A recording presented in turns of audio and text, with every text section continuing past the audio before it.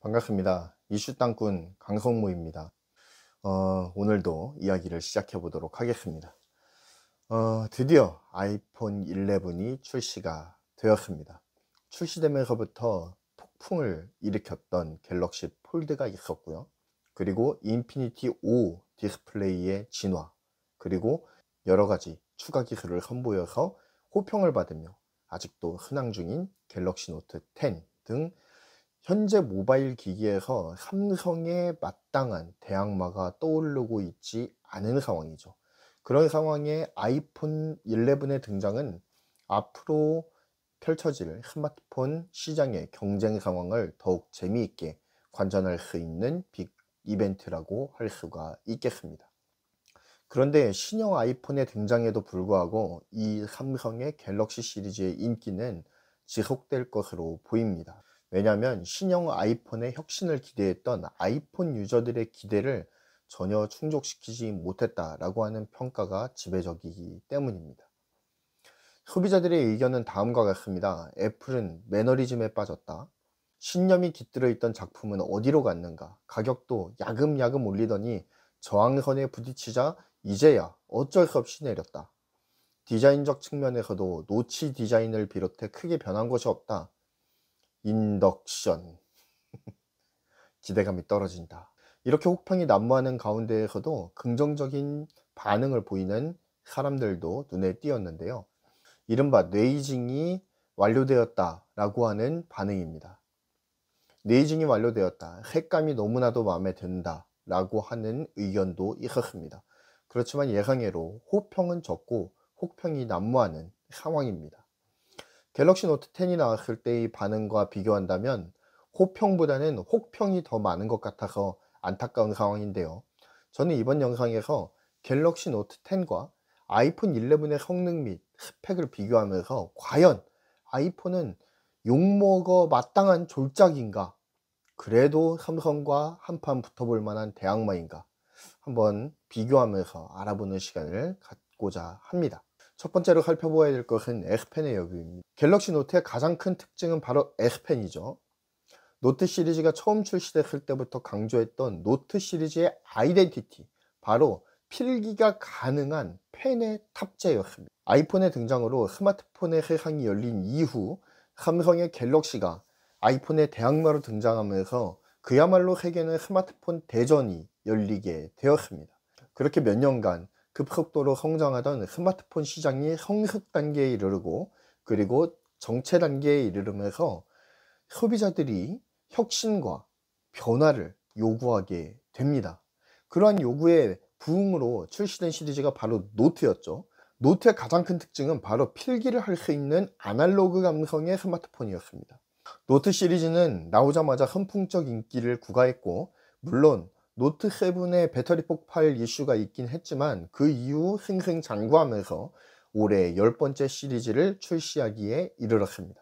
지금도 노트는 스마트폰 시장에서 펜을 내장한 유일한 스마트폰으로서의 희소성을 가지고 있죠. 반면 아이폰 11의 경우에는 이번에는 애플 펜슬을 지원할 것이다 라고 하는 루머가 끊임없이 돌았었습니다만, 이번에도 애플 펜슬을 지원하지 않는 것으로 결론이 내려져서 많은 아쉬움을 남겼습니다. 물론 아이폰과 갤럭시 노트가 같은 폼팩터의 스마트폰으로 보기에는 무리가 있습니다. 노트가 처음부터 펜을 장착한 필기가 가능한 아날로그 감성을 내세웠다면, 아이폰은 스마트폰의 조상으로서의 메리트를 내세우면서 남다른 생태계, 그리고 하드웨어의 안정성, 그리고 고성능이면서도 심플한 스마트폰을 지향했기 때문입니다. 서로 지향점이 달랐던 거예요. 즉, 노트 시리즈보다는 아이폰이 스마트폰의 기본에 충실했다고 보는 것이 좋지 않을까라는 생각이 듭니다. 어찌되었든 펜을 지원하지 않는다라는 소식은 개인적으로는 조금 아쉽게 다가오는 측면이 있습니다. 두 번째는 잠금 해제 방식입니다. 스마트폰에 개인정보를 저장하는 빈도가 높아지면서 보안의 필요성도 함께 증대되었습니다. 특히 금융정보 등 민감한 보안 서비스들을 안전하게 사용하기 위한 높은 보안성이 요구가 되고 있는 상황이죠. 이를 위해 아이폰 11은 페이스 아이디를 내세웠고, 갤럭시 노트 10은 광학식이 아닌 초음파 지문 인식을 채택했습니다. 둘 중 어느 방식이 더 보안이 뛰어난지는 논란의 여지가 있습니다. 여기서는 뭐가 더 나은지를 대결하는 구도의 영상이 아니기 때문에, 단순 비교이기 때문에 둘 다 사용해 보신 분들은 밑에 댓글로 어느 것이 좀 더 유용한지에 대해서 댓글 남겨주시면 굉장히 감사하겠습니다. 개인적으로는 초음파 지문 인식의 경우 아직까지도 인식 속도에 만족스럽지가 못합니다. 그리고 화면이 꺼져 있는 상태에서는 이 지문에서 위치를 찾는 것이 그렇게 불편할 수가 없어요. 갤럭시 S10도 제가 사용을 해봤고 이후에 갤럭시 노트 10으로 바꿨습니다. 그런데 물론 노트 10에서 훨씬 더 개선이 된 게 맞지만 초음파 센서의 인식 속도가 제 기대에는 미치지 못하는 모습이었습니다. 그래서 좀 속이 상해요. 반면 아이폰 10의 안면 인식은 정말 얼굴만 갖다 대면 바로 풀리더라고요. 물론 11이 제 수중에 없기 때문에 얼마나 속도가 개선됐는지는 잘 모르겠습니다. 그렇지만 11도 엄청난 성능을 보여줄 것이라 믿어 의심치 않거든요. 아무래도 인식 속도 면에서는 아이폰이 앞서간다라고 하는 것이 사실인 것 같습니다. 다음은 디스플레이입니다. 갤럭시 노트 10은 펀치홀 디스플레이를 채택을 했고요. 아이폰 11은 전작과 같은 노치 디자인을 고수했습니다. 노치 디자인은 처음 나왔을 때 M자 탈모 디자인이라고 놀림을 많이 받았었죠. 하지만 노치 디자인을 사용하는 스마트폰이 늘어나고 아이폰도 이 노치 디자인을 굉장히 뚝심 있게 밀고 나가면서 어느 정도 이 디자인에 대해서 익숙해진 측면이 있습니다. 반면 펀치홀 디스플레이는 갤럭시 A 시리즈에 처음 적용된 이후에 상용화된 지 약 1년 남짓한 신생 디자인에 속합니다. 전 갤럭시 S10을 통해서 펀치홀을 처음 만났는데요. 처음에는 홀 부분이 그렇게 거슬릴 수가 없었습니다. 그런데 시간이 지나면서 네이징이 되기 시작하면서 이젠 스마트폰의 거의 전면부 전체를 디스플레이로 활용하는 그 놀라운 활용성에 날마다 놀라고 있는 중이거든요. 특히나 이번 노트 10은 더 화면 비율이 좋아진 것 같다라는 생각을 해봅니다. 이번 노트 10 펀치홀이 가운데로 옮겨졌습니다. 나오자마자 우스갯소리로 정동남 폰이라는 소리까지 나왔었죠. 하지만 S10을 통해서 펀치홀에 익숙해지고 나니까 전작보다 훨씬 더 이 구멍 크기가 작아졌습니다. 그래서 이 구멍 크기가 작아진 펀치홀은 그렇게 거슬리지가 않아요. 제가 이걸로 델루나 전편을 다 봤는데 그렇게 거슬리지 않게 아주 편안하게 잘 시청을 했습니다. 오히려 아이폰의 노치가 좀 더 거슬리지 않는가 라는 생각도 한번 해봅니다. 하긴 디자인은 매불매가 갈리는 부분이니까 제 취향을 말씀드리자면 저는 M자 탈모보다는 정동남이 나은 듯합니다. 자, 네 번째로는 카메라입니다. 가장 많은 논란을 양산하고 있는 것이 바로 카메라가 아닐까 싶어요. 아이폰 11의 카메라 디자인은 마치 화구 3개짜리 인덕션 레인지를 보는 듯한 기분이 들어서 벌써부터 인덕션 폰이라는 오명을 쓰고 있는 중입니다. 그리고 거기에다가 뚝배기 3개를 올려놓고 곰탕을 끓여 먹고 싶다는 그런 루머까지 그 우스갯소리까지도 돌고 있는 중이죠. 일단 카메라 스펙을 살펴보자면 1200만 화소로 모든 카메라가 다 통일이 되어 있고요. 울트라 와이드 카메라, 그리고 와이드 카메라, 그리고 망원 카메라가 후면부에 배치가 되어 있습니다. 그리고 전면부에는 페이스 아이디, 그리고 초상화 조명 효과, 그리고 심도 제어, 그리고 4K 녹화, 애니모지, 이모지, 그리고 특별히 전면부에서도 슬로우 모션 촬영이 가능한 1200만 화소의 트루드픽 카메라가 설치가 되어 있습니다. 듣기만 해도 좀 기대가 되기는 하는데 인덕션 때문에 조금 꺼려지기는 합니다. 어쨌든 화소수가 조금 불만이실 수도 있겠다라는 생각이 들기도 하는데요. 아이폰이 화소수를 1200만 화소로 통일한 것은 카메라의 안정성을 담보하기 위함입니다. 멀티 카메라가 스마트폰의 대세로 자리 잡으면서 카메라에 들어가는 이미지 센서의 수도 늘어나게 되었습니다.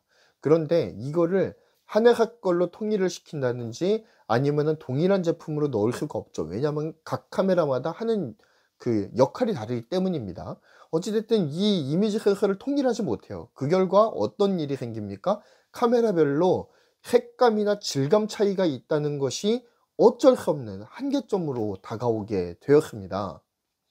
그런데 이 아이폰은 이러한 한계를 뛰어넘기 위해서 카메라의 화소수를 통일을 하고 각각의 카메라의 색감을 소프트웨어를 통해서 보정해서 통일된 색감을 구현하는 데에 초점을 맞춥니다. 반면 노트 10도 카메라의 변화를 주었는데요. 바로 카메라의 배열을 변경한 것입니다. X 시리즈, 그러니까 X10이 3개의 카메라를 가로로 배열했다라고 한다면 노트 10은 후면의 왼편에 세로로 배열을 했습니다. 1600만 화소의 초광각 카메라, 1200만 화소의 광각 카메라, 그리고 1200만 화소의 망원 렌즈로 구성이 되어 있습니다. 그리고 노트 10 플러스의 경우에는 심도 측정을 위한 TOF 카메라가 추가로 설치가 되어 있습니다. 갤럭시 노트 10은 언팩 행사에서부터 이 TOF 카메라를 강하게 내세웠습니다. 3D 스캐닝 기술이라든지 아니면 전면 카메라의 아웃포커싱 기능이라든지 아니면은 AR 그리기를 해서 그 AR이 캐릭터의 움직임에 따라 가지고 그 AR도 움직일 수 있도록 이렇게 하는 그 기술 등 TOF 센서 카메라를 활용한 여러 가지 기술을 선보이는 데에 방점을 둔 것처럼 보입니다.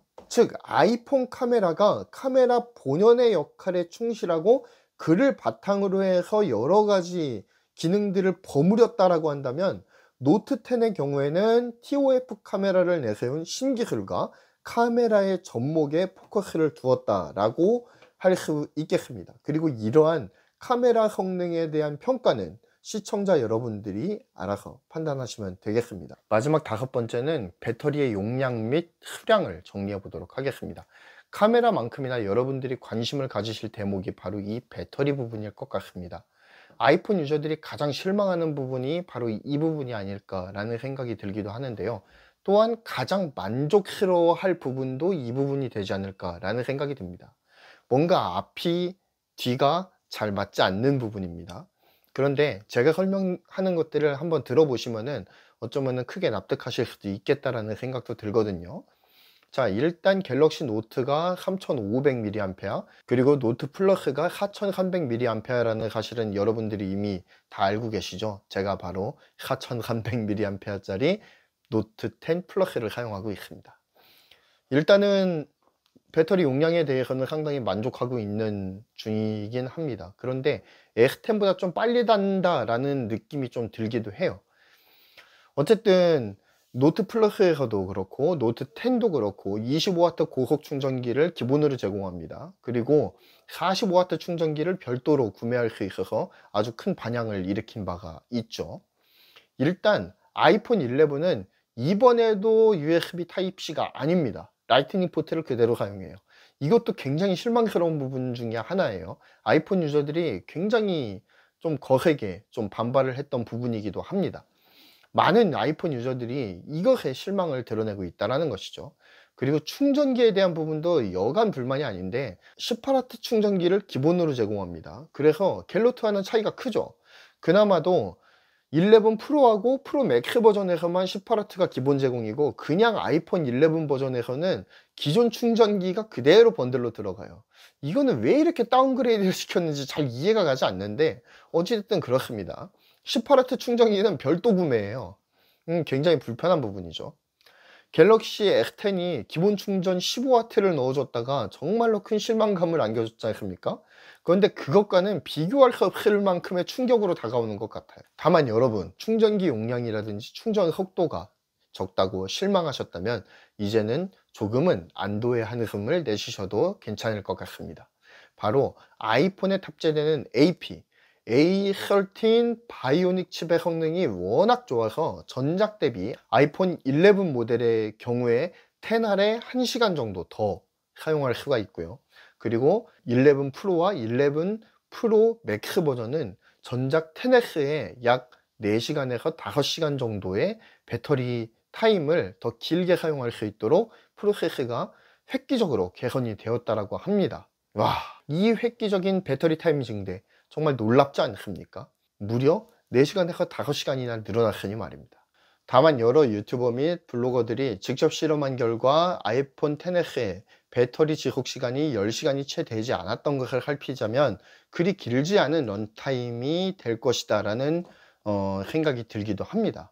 그런데 전작 XS가 배터리 용량이 2650mAh 밖에 안 됐어요. 그렇다면 아이폰 11은 약 3500A 선이 될 것이다 라고 하는 추정이 있거든요.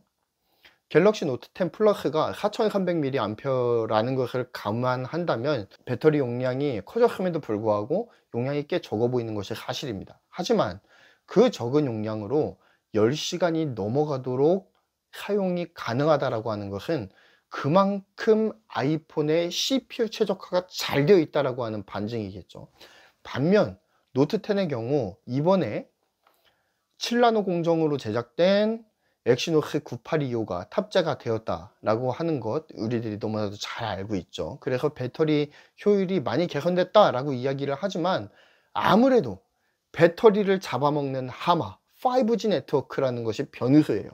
이 변수 때문에 배터리 효율을 크게 기대하기는 어려울 것으로 보여서 아무래도 배터리 효율 면에 있어서는 아이폰의 압도적인 승리가 예상되지 않을까 싶습니다. 한편 주요 외신들과 리뷰어들은 아이폰은 더 이상 혁신적이지가 않다라고 냉정하게 평가를 하고 있는 상황이거든요. 이렇게 주력 제품이 평가절하를 받고 있는 상황에서도 주가는 고공행진을 해서 올 들어 35%가 상승을 했다라고 합니다. 그 이유가 무엇일까요? 이는 애플이 뮤직, K, 페이 등 이러한 신규 사업에 이어서 카드 사업에도 진출했기 때문입니다. 그 결과 1년 새에 해당 사업이 13%가 성장하는 쾌거를 이루게 되죠. 그리고 또한 11월부터는 애플 TV가 출시되면서 6억 달러를 들여서 최정상급 스타들이 섭외될 예정이라고 합니다. 참 기대가 되죠. 이제는 애플도 하드웨어 생산업체에서 컨텐츠를 판매하는 컨텐츠 기업으로의 한 단계 도약을 꿈꾸고 있는 듯 합니다. 삼성도 첨단 제조업의 최강자로서 이제는 하드웨어를 넘어서서 소프트웨어의 경쟁력도 함께 확보할 수 있으면 좋겠다라고 하는 개인적인 바람을 전합니다. 이상으로 아이폰 11과 갤럭시 노트 10과의 스펙 비교를 해보았습니다. 그리고 애플의 사업 영역 확장에 대한 이야기도 짧게 해보았습니다. 어느 폰이 더 좋은지는 사실 사용하는 사람의 역량과 사용 빈도 그리고 용도에 따라서 느끼는 차이가 더 클 것입니다. 어느 폰이 더 좋다고 싸우기보다는 어느 폰이 내가 사용하길 원하는 용도에 더 적합한 폰인지를 따져보는 것이 더 합리적인 선택은 아닐까요? 저 이슈땅꾼은 아이폰과 갤럭시 진영의 화합을 응원합니다. 감사합니다. 이상 이슈땅꾼 강성모였습니다. 본 영상이 조금이라도 마음에 드셨다면 구독과 좋아요 그리고 알람 설정 꼭 부탁드리겠습니다. 감사합니다.